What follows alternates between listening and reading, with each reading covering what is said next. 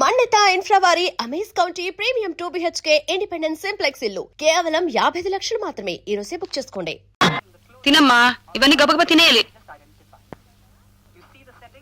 నీళ్ళు తాగుతావా? నా తండ్రి ఈవినింగ్ ప్రోగ్రామ్ అప్పుడే మొదలెట్టేసావా? తిన్నా అన్నా తిను. ఇవి అయిపోయిన తర్వాత అలా లోపలికి వస్తే నా రైట్ లెగ్ లెఫ్ట్ హ్యాండ్ కూడా కొరుక్కు తినేకండి. పిల్లోడికి దిష్టి తగులుతుంది. దిష్టే? వీడి పుష్టికి నేను వీధుల్లో ముష్టికి బయలుదేరాల్సి వచ్చేటట్టుంది. మీ నాన్న నాకు ఇచ్చిన కట్నం 3 ఏళ్లలో ఉఫ్ఫు మనువు చేశాడు. నిన్న కొన్న చొక్కా ఇవాళ పట్టి చావడం లేదా? అన్ని మీ నాన్న పోలికలే. గమిడి గేదె టైప్, ఎప్పుడు నెవరేయటమే. నువ్వు తిన్నా, నువ్వేం పట్టించుకోకు. ఎక్కడదండి ఇంత డబ్బు? కొట్లో కొంత సరుకు ఓ పార్టీకి ఇస్తానన్నాను, వాళ్ళు అడ్వాన్స్ ఇచ్చారు. అంటే దొంగ డబ్బు అన్నమాట. శృతి తెలియని పెళ్ళాలి, ఎక్కడ దొరికేవే నాకు. రహస్యాన్ని నెమ్మదిగా మాట్లాడాలి. షాప్ కట్టేశారా? షాప్ కట్టేశారా? షాప్ కట్టేశారా అని అడుగుతున్నావా? అది రహస్యం కాదు, గట్టిగా మాట్లాడు. అయితే వెళ్ళి వంట చేయండి. ఇది రహస్యమే, నెమ్మదిగా మాట్లాడు. చంపుతున్నావే చావండి. ఏమండి? నిన్ను కాదు. చూడమ్మా, చీకట్లో ఇల్లు గుర్తుపట్టలేకపోతున్నాను. 124వ నెంబర్ ఇల్లు ఎక్కడా? ఇది 122 అండి. 124 నెంబర్ ఆ పక్కనుంది. ఆగండి ఆగండి, మీరు ముచ్చిరేకుల ముకుందరావు గారు కదా? అవునమ్మా, మీరు బాగా అనుమానం పెట్టారు.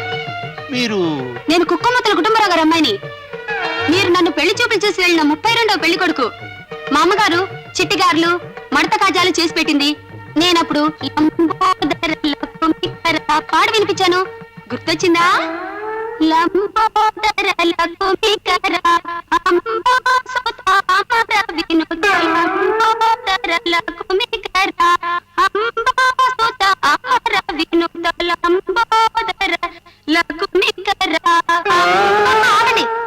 లోపల వెళ్తారేమిటి? క్షమించండి అమ్మా, పెళ్లి చూపుల సంగతి గుర్తు చేసేసరికి నాకేమిటో మధ్యస్థిమితం తప్పినట్టయింది. బయటికి అలా వెళ్ళాలి కదా, లోపలికి ఇలా వెడుతున్నానేమిటి? అవును, నేను వెతుకుతున్నది ఏ నెంబర్ గురించి? 624 గురించేనా? కాదండి, 124 నంబరు పక్కనుంది. క్షమించమ్మా. అయ్యో, ఇదేమిటి? అవును, ఇదేమిటి? నమస్కారం కాళ్ళతో పెడుతున్నానేమిటి? చేతులతో పెట్టాలి కదా. నాకేమిటో అయింది, నాకేదో అయింది. స్టాఫ్ అందరూ రండి. రాత్రి మా ఇంటికి ఫోన్ వచ్చింది. వైజాగ్ నుంచి బాస్ ఫోన్ చేశారు.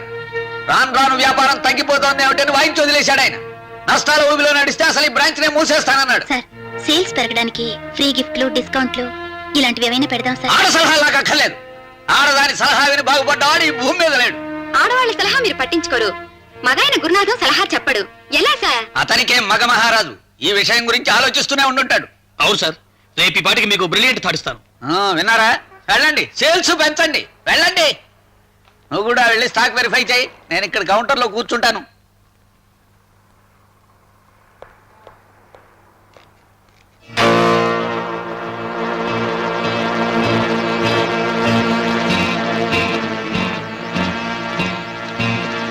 ఇక్కడ మేనేజర్ ఎవరయ్యా?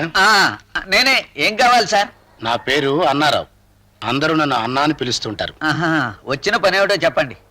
ఆ మైకేల్ గారిలాగా నేను నెలకి నీకు 10,000 పంపిస్తూ ఉంటాను. ఆ సరుకు వాడికి కాకుండా నాకు ఇస్తూ ఉండు. మిస్టర్, నేను దొంగ సరుకు అమ్మేవాడిని కాదు. ఆ మైకేల్ ఎవడో నాకు తెలియదు. అరవకు తమ్ముడు, నరాలు చిట్లిపోతాయి. మర్యాదగా నాకు సరుకిస్తేనే ఇక్కడ షాప్ ఉంటుంది. లేకపోతే రేపు ఈ పాటికి ఇక్కడ శ్మశానం ఉండి శవాలు కాలుతూ ఉంటాయి. ఏం బెదిరిస్తున్నావా? నన్ను దొంగ సరుకు అమ్మమంటున్నావని నీ మీద పోలీస్ రిపోర్ట్ ఇస్తాను. పద స్టేషన్ కి. పోలీస్ స్టేషన్ కి పద. రా, నీ అంతు తేలుస్తాను. ఫోన్ కొట్టుకోనా? 2 రూపాయలు ఇచ్చి కొట్టుకో. 10 తీసుకో, జేబులో పెట్టు.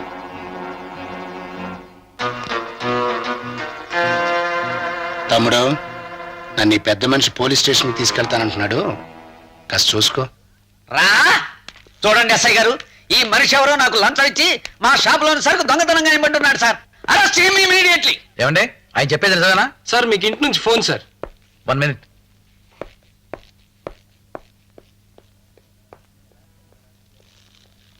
ఎరా దొంగ రాస్కెల్, నా మీద పోలీసులకు కంప్లైంట్ ఇస్తావా?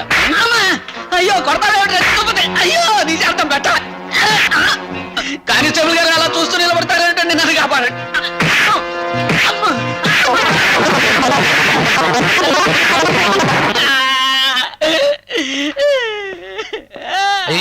ఏమైంది ఇక్కడ పడి ఉన్నారేమిటి? ఎస్ఐ గారు, మీరు అలా లోపలికి వెళ్ళగానే వీడిలా పాలక వర్గం మీద ప్రతిపక్షం విరుచుకుపడ్డట్టు పడ్డాడంట అయ్యా. వీపు, మొహం, ఛాతీ, తలకాయ అనే వ్యత్యాసం లేకుండా చితగా అయ్యా బాధ. చిదంబరం గారు, పెద్దవారు, తమరిలా అబద్ధాలు చెప్పచ్చా? కానిస్టేబుల్ గారు, అయ్యా వారిని నేను కొట్టానా? లేదండి. ఓయ్ పోలీసు, నిన్ను దొంగలు దోల, ఆయన నన్ను కొట్టలా? లేదండి, ఆయన ఇక్కడే అలాగే చేతులు కట్టుకుని నిలబడి ఉన్నారండి. అమ్మా. Okay, leave it. ఏమండి, ఆయన మేమే చేస్తున్న అభియోగం నిజమేనా? సార్, ఇంటి నుంచి ఫోన్ సార్. మళ్ళీనా?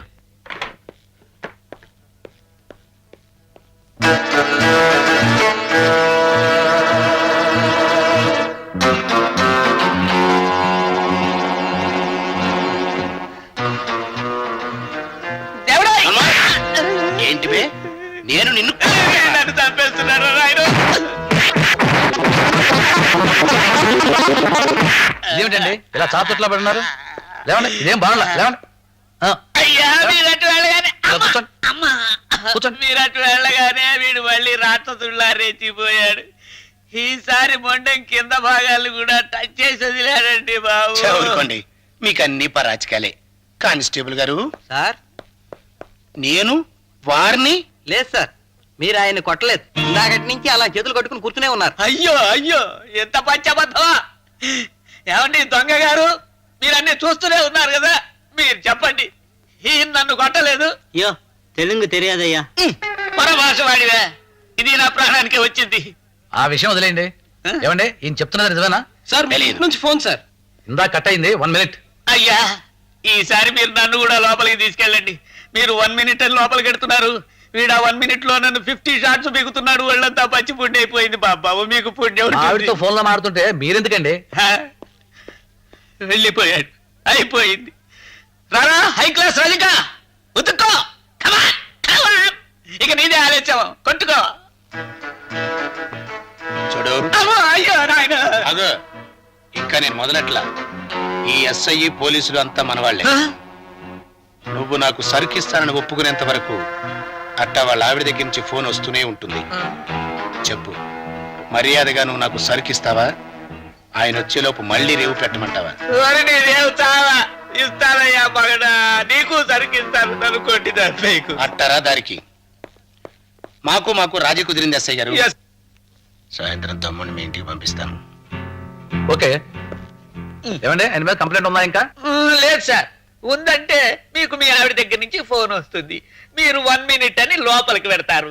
ఆ 1 మినిట్ లో శ్రీవారు నన్ను 50 పిక్స్ పీకుతారు. అంచేత శ్రీవారి మీద నాకు ఏ విధమైన కంప్లైంట్స్ లేవు సార్. అసలు మేమిద్దరం గోచి పెట్టుకునే దశ నుంచి పేచీలు లేని స్నేహితులం సార్. వెరీ గుడ్, వెళ్ళండి.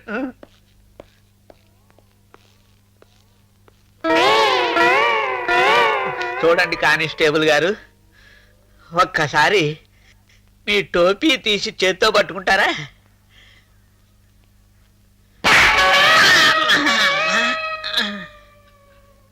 ఇప్పుడైనా నేను నిన్ను కొట్టానా? లేదు సార్.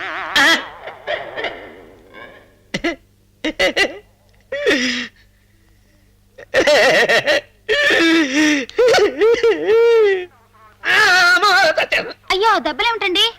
పొరపాటున విమానం కింద పడ్డాను. గట్టిగా రవకి. ఎవరన్నా కొట్టారా? ముద్దు పెట్టుకున్నారు. నా మొహం కందిపోయింది. ఈ డబ్బు తీసుకో, బీరువాలో పెట్టు, నేను స్నానం చేసి వస్తాను. చంటి ఆకలి అంటూ గొడవ చేస్తున్నాడు.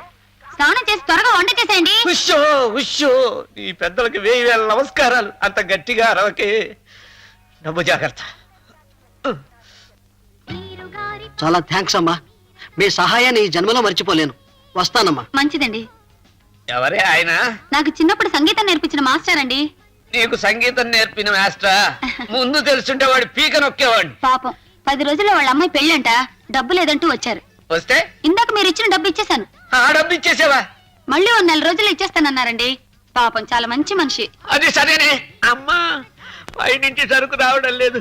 2 పార్టీల వాళ్ళకి సరుకులు ఇస్తానని చెప్పి డబ్బు తీసుకున్నాను. ఆ డబ్బు నువ్వు ఇలా అప్పులు ఇచ్చేసి దారాలు చేసేసి ఖర్చు చేస్తే ఎలాగే? సరుకు రాకపోతే వాళ్ళ డబ్బు వాళ్ళకి తిరిగి ఎలా ఇవ్వగలను? డబ్బు ఇవ్వకపోతే వాళ్ళు నన్ను చంపేస్తారు. ఆ ఫోన్లేండి, చంపేస్తారు అంతే కదా. మేము తీర్థయాత్రల నుంచి రాగానే మాస్టర్ గారి దగ్గర నుంచి ఆ డబ్బు తీసుకుని మీకు ఇచ్చేస్తాగా. తీర్థయాత్రలు ఏమిటే? అయ్యో మీకు చెప్పనే లేదు కదూ. నేను మా అక్కలిద్దరు మొత్తం ముగ్గురు సంపూర్ణ ఉత్తర దేశ యాత్రకి టికెట్లు తీసుకున్నామండి. కాశీ, ప్రయాగ, రిషికేశం, బద్రీనాథ్, కేదారీనాథ్. అట్నుంచంటే వైకుంఠ యాత్ర కూడా చేసేయకూడదంటే నాకు ఈ పేడ తప్పేది. ఇప్పుడు తీరు కూర్చుని ఈ తీర్థయాత్రలు ఎందుకే నీకు? మన కష్టాలు తీరిపోయి త్వరలో సొంతలు కొనుక్కునేలా అందరి దేవుళ్ళని ప్రార్థిద్దామని. అయ్యో ఆలస్యం అయిపోతుంది, త్వరగా వంట చెయ్య. ఉషో అరవకు పాయింట్ అర్థమైంది. మా చెల్లెలి అత్తగారు ఒట్టి డబ్బు మనుషుల్లో ఉన్నారండి. ఏమైంది? పండక్కి మా మరిదికి 6 జతల బట్టలు పెట్టాలని ఆర్డర్ వేశారు. అవి ఎలా కొంటానో, మీ బ్యాంకు నుంచి తీసుకున్న అప్పు ఎలా తీరుస్తానో ఏమీ అర్థం కాకుండా ఉంది. పండక్కి బట్టలు పెట్టే విషయం పెద్ద ప్రాబ్లం కదా హేమ, కొనిద్దాం. ఈ నెల నుంచి నెలకింతని బ్యాంకులో అమౌంట్ జమ చేస్తూ ఉండు, నేను కొంత వేస్తూ. సార్ ఇగో ఏమిటి సార్ ఇవి? షాపు నష్టాల్లో నడుస్తోంది. స్టాఫ్ లో ఓ నలుగురిని తీసేయమని హెడ్ ఆఫీస్ నుంచి ఆర్డర్స్ వచ్చినాయి. ఆడవాళ్ళు అనవసరం అని మీ నలుగురిని తీసేస్తున్నా. 1 మంత్ నోటీస్ ఇచ్చాను మీకు. వచ్చే ఫస్ట్ తో మీ ఉద్యోగాలు ఊడిపోతాయి. వద్దొద్దు, బతిమాలటాలు అవి ఏం పెట్టుకోకండి. నా చేతుల్లో ఏం లేదు, అంతా హెడ్ ఆఫీస్ ఇన్స్ట్రక్షన్స్. వెళ్ళండి. ఈ నెలైనా సరిగ్గా పనిచేయండి. వెళ్ళమంటుంటే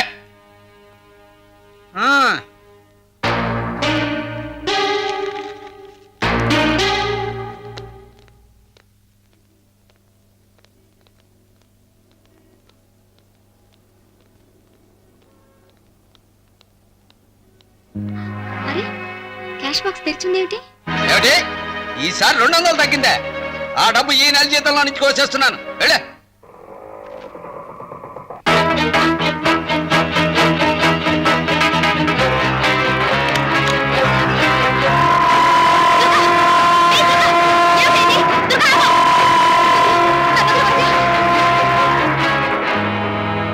ఏం జరిగిందని చచ్చిపోదాం అనుకుంటున్నావు? కిందటి నెల ఈ నెల సరిగ్గా జీతాలు ఇచ్చే రోజునే నా క్యాష్ బాక్స్ నుంచి డబ్బు ఎవరో కొట్టేస్తున్నారు వనజ. పోయిన నెల 150 రూపాయలు తగ్గింది.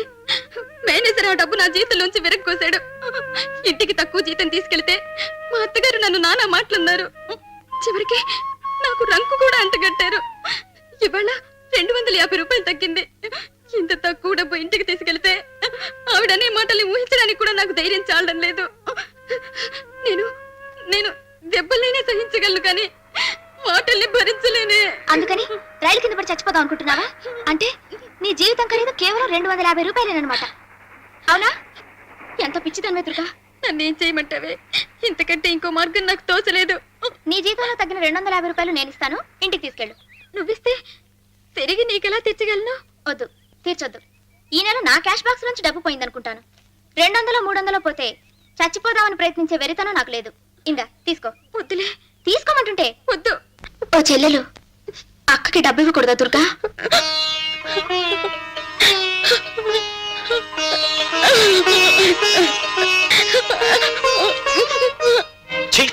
ఇంకెంత తిట్టా మట్టి?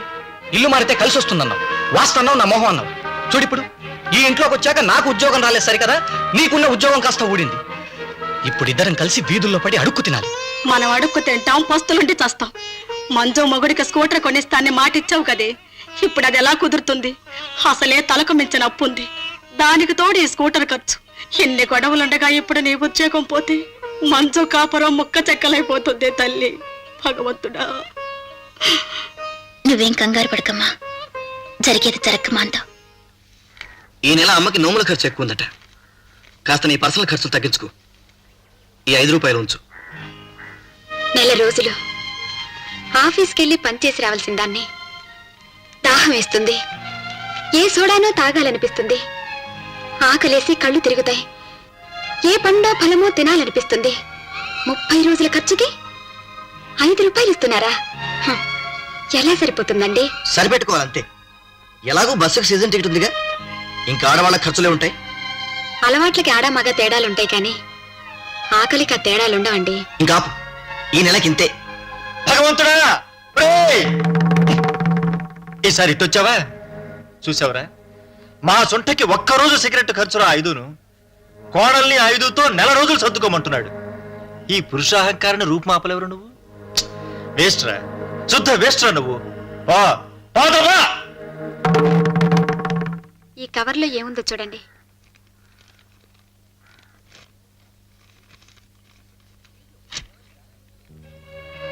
అయ్యో ఏమైందిరా? దుర్గకి 1 month నోటీస్ ఇచ్చాను నాన్న. వచ్చే ఫస్ట్ నుంచి ఉద్యోగం తీసేస్తాట. అయ్యో అయ్యో, ఉద్యోగం తీసేస్తారా? అక్కడే పొరపాట్లు చేసిందో ఈ టక్కులాడి పీనుగు. నన్ను ఒక్కదాన్ని కాదత్తయ్య గారు, అందరినీ తీసేసి మా బ్రాంచ్ మూసేస్తున్నారు. కొట్టు మూసేస్తున్నారా? అమ్మో అమ్మో, నేను ఇంకా ఈ నెల మూసివైనోమో, గరుడ పంచమీనోమో, పౌడర్ డబ్బాల్లోమో, సెంటు సీసాల్లోమో నోచుకోవాలి. నీ ఉద్యోగం ఊడిపోతే ఎలాగే తల్లి? నోముల సంగతి సరేనమ్మా. వచ్చే నెల నుంచి నా ఒక్కడి జీతంతో అసలు ఇల్లు గడిచేదలా? ఇల్లు ఎలాగ నడుస్తుంది లేరా? ఓ పూట పస్తులు నేను ఇడ్చు రావచ్చు. నా నోములు అయిపోతాయే. పోన్లే, ఆ పేడ విరగడైపోతుంది చక్క. మా చెల్లెలి భర్తకి స్కూటర్ కొని పెడతానని మాటిచ్చాను. ఈ ఉద్యోగం పోతే అది కుదరదు. మా వారికి ఇంకా ఉద్యోగం రాలేదు. నా ఉద్యోగం పోయిందంటే మా ఇంటిలి పాది పస్తులుండాల్సిందే. ఈ ఏడాది పంటలు సరిగ్గా పండలేదు. నెల నెలా కొంత డబ్బు పంపమని రాశాడు మా నాన్న. ఈ ఉద్యోగం పోతే డబ్బెలా పంపగలను? నా ఉద్యోగం పోతే మా వారి ఒక్కరి జీతంతో ఇంటి ఖర్చులు, వ్రతాల ఖర్చులు, మావగారి వైద్యపు ఖర్చు జరగదు. మనందరికీ రకరకాల సమస్యలున్నాయి. అందుకని ఎలాగైనా ఏం చేసినా సరే ఈ ఉద్యోగాలు నిలుపుకోవాల్సిందే. ఎలా నిలుపుకుంటాం? శ్రీముఖాలు రాని వచ్చాయి కదా. పోనీ సేల్స్ పెరిగితే హెడ్ ఆఫీసుని బ్రతిమాలుకుని ఉద్యోగాలు కంటిన్యూ చేయొచ్చు అనుకుంటే, వ్యాపారం పెంచడానికి మనం చెప్పే మార్గాల్ని ఆ మేనేజర్ పట్టించుకోడు. ఆ మేనేజర్ మన మాట వినుంటే అసలు మనకి అవస్థ వచ్చేది కాదు కదా. మన ఉద్యోగాలు నిలబెట్టుకోవాలంటే ఒకే ఒక మార్గం ఉంది. ఏమిటది? మేనేజర్ని మన నలుగురం కలిసి కిడ్నాప్ చేయాలి. కిడ్నాప్ చేయాలా? అవును. ఆయన ఎత్తుకెళ్ళి ఎక్కడో దాచేస్తే మన ఉద్యోగాలు ఎలా నిలబడతాయి? మేనేజర్ని బెదిరించో భయపెట్టో ఆయన ఊరెడుతున్నట్టు, మేనేజర్ ఇన్ఛార్జిగా మనలో ఎవరినో అపాయింట్ చేసినట్టు ఉత్తరం తీసుకుందాం. తీసుకుని ఆ ఉత్తరం చూపించి ఆఫీస్ ని నెలంతా మనం మేనేజ్ చేస్తాం. బాగా ఆలోచించి రకరకాల ప్లాన్స్ తయారు చేసి సేల్స్ పెంచుతాం. టర్నోవర్ పెంచి చూపించి మన ఉద్యోగాలు నిలుపుకుంటాం. ఆలోచన బాగానే ఉంది, కానీ వద్దే, మా వారికి తెలిస్తే కోప్పడతారు. మా వారు ఊరుకోరు, వద్దులే. అదేమిటే, హేమ చెప్పింది బ్రిలియంట్ ఐడియా. కానీ ఆయన ఎక్కడ దాచి పెడదాం? మా ఇంట్లో ఎవరు ఉండరు కదా, అక్కడ పెడదాం. కరెక్ట్. ఇంకోసారి ఆలోచించండి. మన ప్లాన్ బెడిసి మనం అప్రతిష్ట పాలవం కదా. అప్రతిష్ట సంగతి దేవుడెరుగు. ఆయన గనక కంప్లైంట్ ఇచ్చారంటే మన నలుగురిని జైల్లో వేస్తారు. ఒక మనిషిని నిర్బంధించడం నేరం తెలుసా? అమ్మో, అయితే అసలొద్దు బాబు. ఏదో ఒకటి చేయకపోతే ఉద్యోగాలు ఊడిపోక తప్పవు కదా భారతి. కొద్దిగా రిస్క్ తీసుకుందాం. పకడ్బందీగా ప్లాన్ చేసి ఆ పని చేద్దాం. ఓకే హేమా, వీళ్ళిద్దరూ ఒట్టి బెదరగొడ్డులే కానీ నీ వెంట నేనుంటాను. ఆ మేనేజర్ని ఎలా కిడ్నాప్ చేయాలో నువ్వు చెప్పు, ఆ పని నేను చేసేస్తాను. ఆ చిదంబరానికి డబ్బిచ్చి 1 రోజులైనా సరికింత వరకు పంపలేదు. వాడింటికెళ్ళి వాడిని చావబాది సరుకు పట్టుకొద్దాం పదా. అలాగే